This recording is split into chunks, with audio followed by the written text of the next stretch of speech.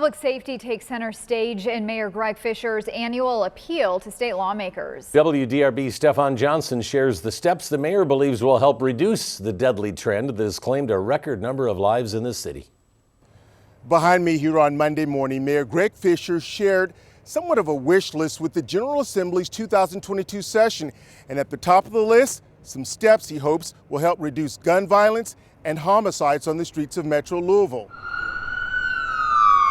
For the last 2 years, gun violence on the streets of Metro Louisville has been an epidemic within a pandemic. I think it was 2 guys walked up with masks on and shot in the car, close range.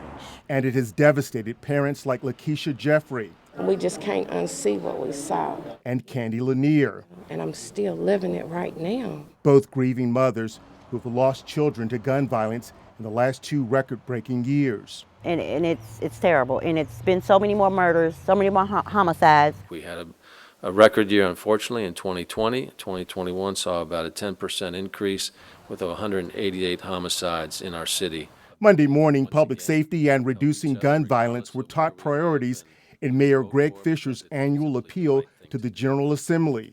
They include the strengthening of prevention, intervention, and enforcement efforts to curb gun violence without taking any lawfully obtained guns away from responsible owners. The mayor was joined by a bipartisan group of Metro Council members who support proposals like amending state law to allow illegal guns to be destroyed rather than resold to licensed gun dealers. And some of those very same weapons can wind up being used again in criminal activity. Here, I want to bring up Christopher 2X with Just last week, local activists honored the record number of youth who died from gun violence in 2021.